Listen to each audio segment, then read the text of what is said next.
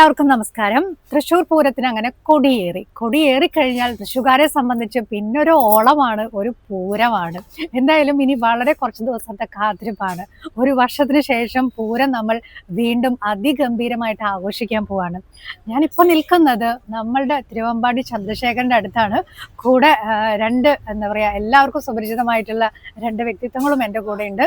Thiruvambady Devaswom vice president Prashant Menon, പിന്നെ അതേപോലെ തന്നെ വിവേക്. എല്ലാവർക്കും നമസ്കാരം.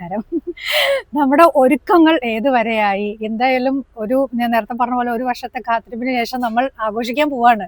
തീർച്ചയായിട്ടും എന്തൊക്കെയാണ് ഒരുക്കങ്ങൾ? ആനയുമായി ബന്ധപ്പെട്ട കാര്യങ്ങളാണ് കൂടുതൽ അറിയേണ്ടത്. തീർച്ചയായിട്ടും നമ്മളെ സംബന്ധിച്ച്, തൃശ്ശൂർ മാത്രമല്ല കേരളത്തിനെ സംബന്ധിച്ച് പറയുകയാണെങ്കിൽ വിശ്വപ്രസിദ്ധമായ തൃശ്ശൂർ പൂരത്തിന് കൊടിയേറി ആൾക്കാരൊക്കെ, തട്ടക്കാരും ദേശക്കാരൊക്കെ ഉത്സവത്തിന്റെ ഒരു അന്തരീക്ഷത്തിലാണ്.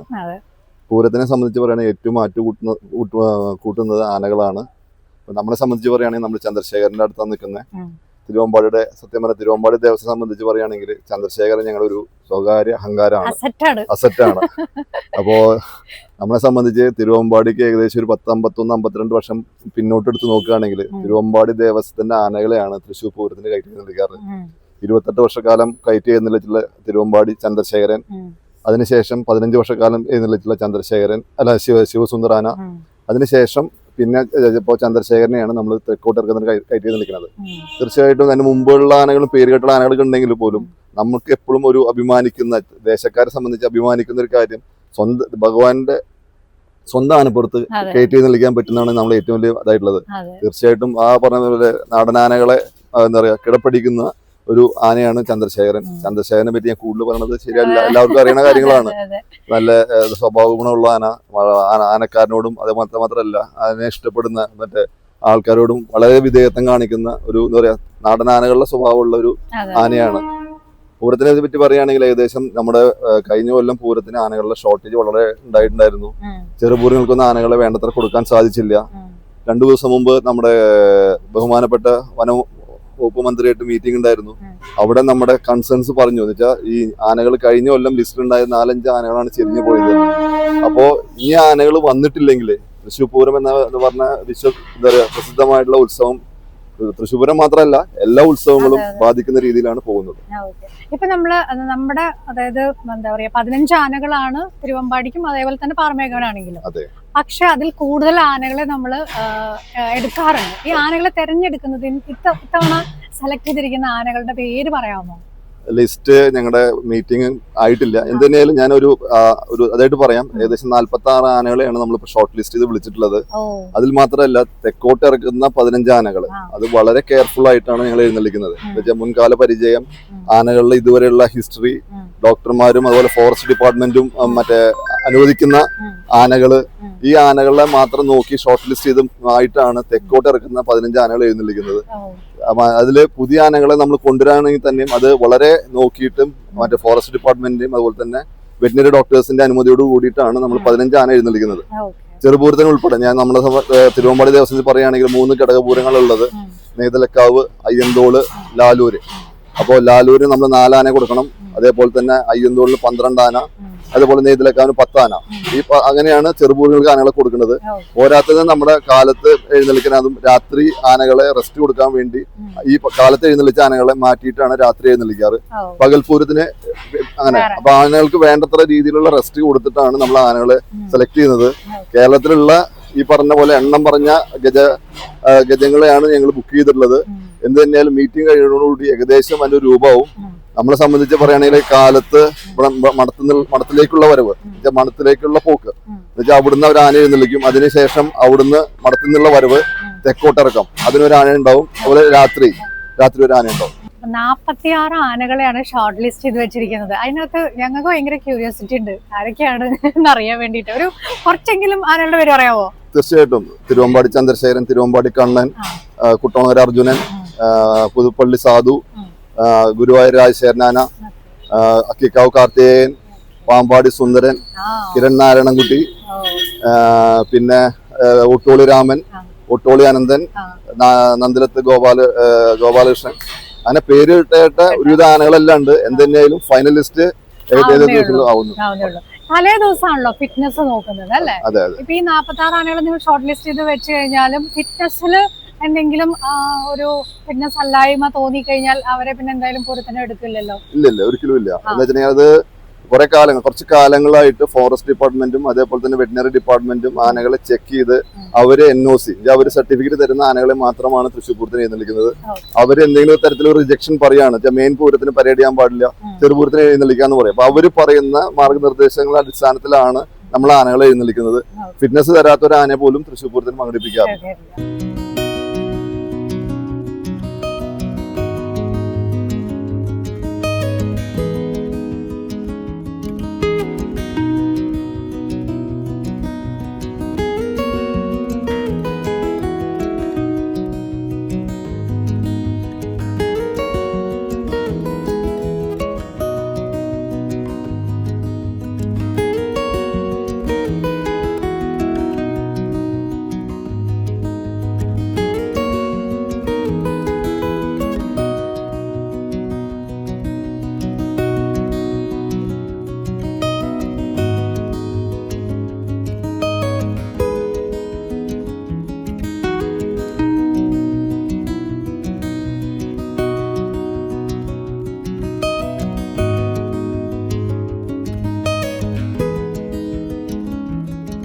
പിന്നെ ഇപ്പൊ നമുക്കറിയാം ആനയെ അതായത് ഒരുപാട് നേരം വെയിലത്ത് നിർത്തുമ്പോഴൊക്കെ അവർക്ക് വേണ്ടുന്ന കാര്യങ്ങളൊക്കെ നമ്മൾ ചെയ്തു കൊടുക്കുക, അല്ലെ? വെള്ളം നിറച്ചിട്ടാണെങ്കിലും അങ്ങനത്തെ ഉള്ള ഒരുക്കങ്ങളൊക്കെ കൂടുതൽ തവണ ചെയ്തിട്ടുണ്ടോ? തീർച്ചയായിട്ടും. എന്ന് വെച്ചാൽ നമ്മൾ ആന എഴുന്നള്ളിപ്പ് വരുന്ന സ്ഥലങ്ങളില്, ആന നിൽക്കുന്ന സ്ഥലങ്ങളില് നമ്മൾ ഷെയ്ഡ് കെട്ടുന്നുണ്ട്. പെർമനന്റ് അല്ലെങ്കിൽ പോലും നമ്മൾ ഷെയ്ഡുകൾ കെട്ടുന്നുണ്ട്. പിന്നെ ഇപ്പൊ നമ്മള് ആനകൾ വരുന്ന സമയത്ത് ആനകൾക്ക് വെള്ളം കുടിക്കാനായിട്ടുള്ള വണ്ടികൾ ഏർപ്പാടാക്കിയിട്ടുണ്ട്. അതേപോലെ ആനകൾക്ക് വേണ്ടത്ര സപ്ലിമെന്റ്സ്, ഇപ്പൊ ഫുഡ് ആയിക്കോട്ടെ, ഫ്രൂട്ട്സ് ആയിക്കോട്ടെ, അതുപോലെ പുല്ല്, അതുപോലെ പട്ട, ഇതെല്ലാം അതാത് സ്ഥലത്തുകൾ ഞങ്ങൾ ഏൽപ്പിച്ചിട്ടുണ്ട്.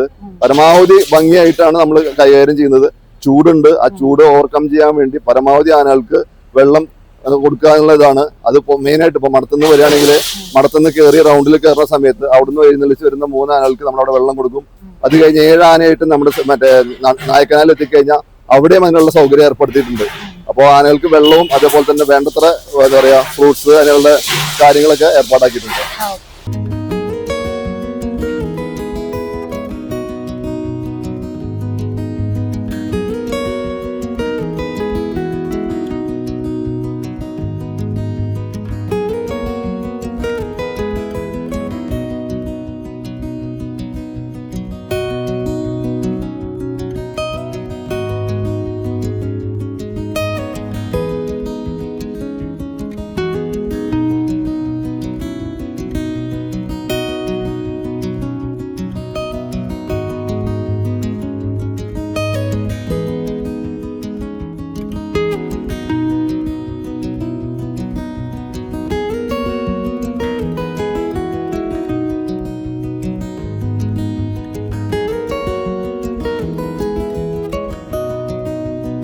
ഇനി നമ്മൾ സംസാരിക്കാൻ പോകുന്നത് തിരുവമ്പാടി അല്ലെങ്കിൽ ക്ഷേത്രത്തിനെ കുറിച്ച് പറയുകയാണെങ്കിലും ചന്ദ്രശേഖരനെ കുറിച്ച് പറയുമ്പോഴും നമുക്ക് ഇദ്ദേഹത്തെ ഒന്ന് ചോദിക്കാണ്ടിരിക്കാൻ പറ്റില്ല. വിവേക് ചന്ദ്രശേഖരന്റെ സ്വന്തം ആളാണ്. എത്രാമത്തെ വർഷം ഇത്തവണ ചന്ദ്രശേഖരൻ തൃശ്ശൂർ പൂരത്തിന് പങ്കെടുക്കണം? ചന്ദ്രശേഖരൻ തൃശ്ശൂർ പൂരത്തിന് പങ്കെടുക്കണമെന്ന് പറഞ്ഞു കഴിഞ്ഞാൽ തൃശ്ശൂർ പൂരത്തിന്റെ ഭാഗമായിട്ട് ഇപ്പൊ 25ാമത്തെ വർഷമാണ് 25 ആന പങ്കെടുക്കാൻ പോണത്. 2000 ആ ഒരു കാലഘട്ടം തൊട്ട് ആന തൃശ്ശൂർ പൂരത്തിൽ പങ്കെടുക്കുന്നുണ്ട്. 2018 മറ്റേ ശിവസുന്ദർ ആനയുടെ യോഗത്തിന് ശേഷമാണ് ചന്ദ്രശേഖരൻ തിടമ്പേറ്റി തെക്കോട്ടിറങ്ങാൻ ആരംഭിച്ചത്. 2018 മുതൽ ചന്ദ്രശേഖരനാണ് പൂരനായകനായിട്ട് നമ്മൾ എഴുന്നള്ളിക്കുന്നത്. അപ്പോ ഇത്തവണ അതായത് ഇപ്പം ഓരോ ആനകൾക്കും ഓരോ പ്രത്യേകതകളുണ്ട്. ഇവർക്ക് ചടങ്ങൊക്കെ കൃത്യമായിട്ട് ഇപ്പൊ 3 വർഷത്തെ എക്സ്പീരിയൻസ് ആളുകളുള്ളത് കൊണ്ട് നന്നായിട്ട് അറിയണ്ടാവും. ചന്ദ്രശേഖരനെ അപേക്ഷിച്ച് ഇപ്പൊ ഏതൊരു എഴുന്നള്ളിപ്പാണെങ്കിലും ആനയ്ക്ക് ഇപ്പൊ കോലം കൊണ്ടുവരണ കണ്ട ആന മടക്കിക്കോളും. അത് പാപ്പാന വല്ലാണ്ട് ബലം പിടിക്കേണ്ടതിന്റെ കാര്യമില്ല. ആനയ്ക്ക് അറിയാം ഇപ്പൊ കോലം കയറ്റാൻ തിരുമേനി വരാന്നുണ്ടെങ്കിൽ ആന തന്നെ മടക്കി കൊടുക്കും.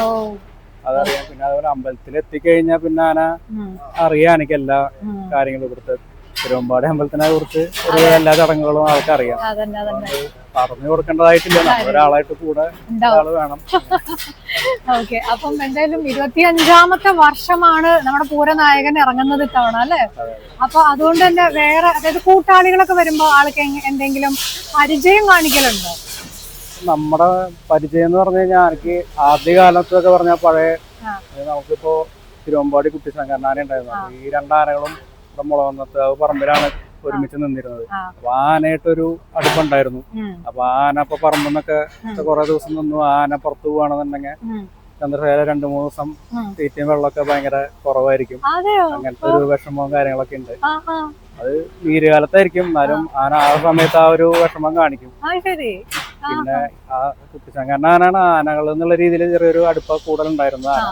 പിന്നെ നമ്മുടെ അമ്പലത്തിൽ ഇപ്പൊ ഉള്ള എല്ലാ ആനകളായിട്ട് ആള് നല്ല അറിയാം. നമ്മുടെ അമ്പലത്തിലത്തെ ആനയാണ്, കണ്ടുപരിചയമുള്ള ആനകളാണ്. അതുകൊണ്ട് ബാക്കി ആനകളോടൊന്നും അങ്ങനെ വലിയ പ്രശ്നങ്ങളോ കാര്യങ്ങളൊന്നുമില്ല. ഈ മറ്റുള്ള ആനകളൊക്കെ തല്ലണ കണ്ടു കഴിഞ്ഞാൽ ആൾക്കതൊരു പ്രയാസമാണ്. കൂടെ നിൽക്കണ ആനേനൊക്കെ ഇപ്പൊ ആനക്കാരെന്തെങ്കിലും തല്ലാണ് അങ്ങനെ എന്തെങ്കിലുമൊക്കെ കണ്ടു കഴിഞ്ഞാൽ പിന്നെ ആൾക്കത് അപ്പൊ ബാക്കിയുള്ളവരൊന്ന് സൂക്ഷിക്കണം. ഓ ശരി. ഓക്കെ. പിന്നെ അപ്പം ഇത്തവണ എന്തായാലും പൂരത്തിന് വളരെ കുറച്ച് ദിവസമേ ഉള്ളൂ. അതിന് മുന്നോടിയായിട്ട് ഇവർക്ക് പ്രത്യേകിച്ച് എന്തെങ്കിലും വലിയൊരു പൂരത്തിനാണ് ഇറങ്ങാൻ പോകുന്നത്, എന്തെങ്കിലും ഇവർക്കായിട്ടുള്ള ഒരു ഒരുക്കങ്ങളോ കാര്യങ്ങളോ ഉണ്ടോ? നമ്മളിപ്പോ ദേവസ്വം ആനകൾ ഇപ്പൊ ചന്ദ്രശേഖരനും കണ്ണനും അർജുനൻ ലക്ഷ്മി 4 ആനകളാണുള്ളത്. പൂരത്തിന് പങ്കെടുക്കുക. കഴിഞ്ഞ കൊല്ലം അർജുനാനെ ഉണ്ടായിരുന്നു, ഇക്കൊല്ലം അർജുനാനെ മതപ്പാടിൻ്റെതായ കാരണം പൂരത്തിന് ഉണ്ടാവില്ല. ചന്ദ്രശേഖരനും കണ്ണനുമാണ് പങ്കെടുക്കുന്നുണ്ടാവുക. ഈ ആനകൾക്ക് എങ്ങനെയാന്ന് വെച്ച് കഴിഞ്ഞാൽ നമ്മളിപ്പോ കൊടിയേറ്റത്തിന്റെ തലേ ദിവസം മുതൽ വേറെ പുറമെ പരിപാടികളോ ഇതൊന്നും എടുക്കില്ല. അന്ന് തൊട്ട് കംപ്ലീറ്റ് റെസ്റ്റ് ആയിരിക്കും.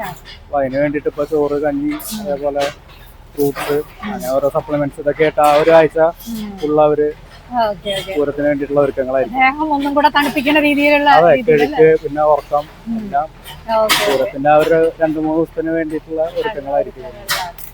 എന്തായാലും ഒരുപാട് സന്തോഷം. പൂരത്തിന് അവിടെ നമ്മൾ കാത്തിരിക്കുകയാണ്. ഇനി വളരെ കുറച്ച് ദിവസമേ ഉള്ളൂ.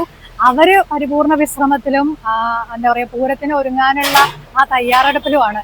നമ്മൾ അത് കാണാനും എന്തായാലും ഇത്തവണയും പൂരം അതിഗംഭീരമായിട്ട് നമുക്ക് ആഘോഷിക്കാനുള്ളതാണ്. ഇനി നമുക്ക് പൂരവിശേഷങ്ങളുമായി വീണ്ടും കാണാം.